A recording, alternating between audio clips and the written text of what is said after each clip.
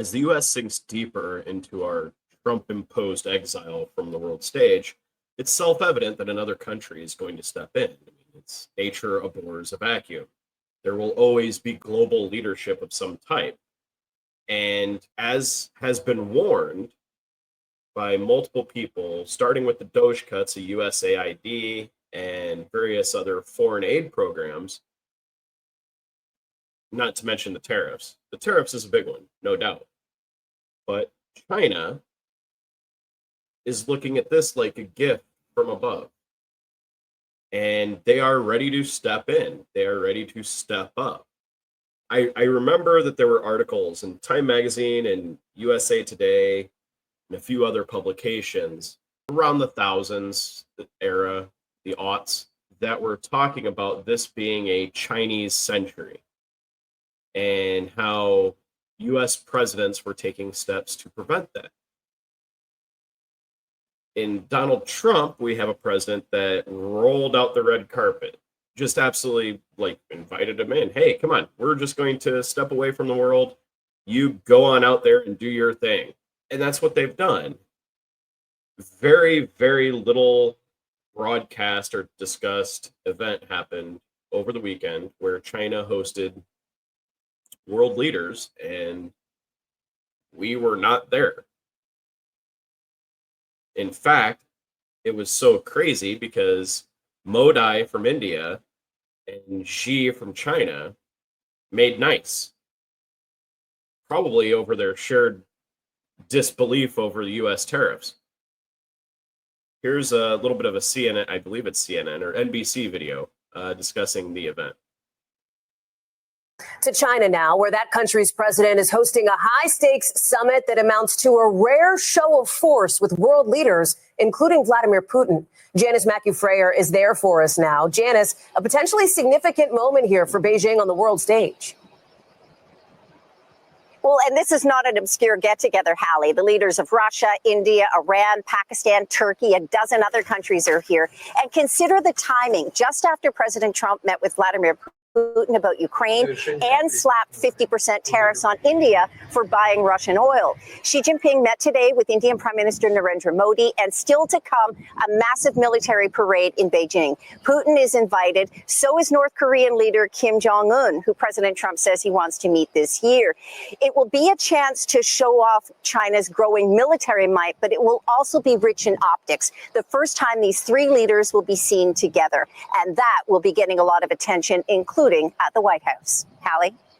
Janice Mackey-Freyer in China, thank you. Don't really know what else to say. I mean, you have all those world leaders, some very highly strategic allies of the United States, like Turkey, going to a summit of this nature without us there could be a little concerning, just a little bit. And they woke Trump up enough and explained enough of it with small words for him to respond on Truth Social. So, of course, he didn't respond about the summit, which would have made way more sense. Instead, he's talking about the military parade, Russia and North Korea being invited, and Xi in the summit said he wanted to make sure that the world understood the truth of World War II contributions. So here we have this CNN article that this has just happened about 2 hours ago. Trump posted this on Truth Social. The military parade is going on now. Trump alleges China, Russia, North Korea are conspiring against the United States. And then it goes on to read, he further states, may President Xi and the wonderful people of China have a great and lasting day of celebration.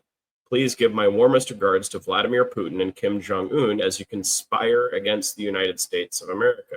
He continues, the big question to be answered is whether or not President Xi of China will mention the massive amount of support and blood that the United States of America gave to China in order to help it to secure its freedom from a very unfriendly foreign invader. Many Americans died in China's quest for victory and glory. I hope that they are rightfully honored and remembered for their bravery and sacrifice. This is nuts, folks.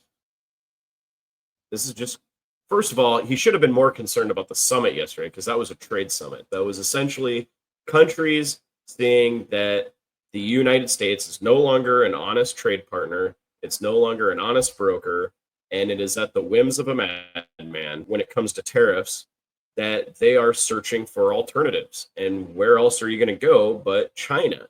Because the US, we don't make anything anymore. We don't have like a robust manufacturing base. And I get that's what these tariffs are supposed to do, but we are a private equity nation. We are a BlackRock nation. We aren't going to be investing in high-tech manufacturing in a whole bunch of manufacturing facilities. So where are countries going to go? Well, China has a sudden surplus of production capacity.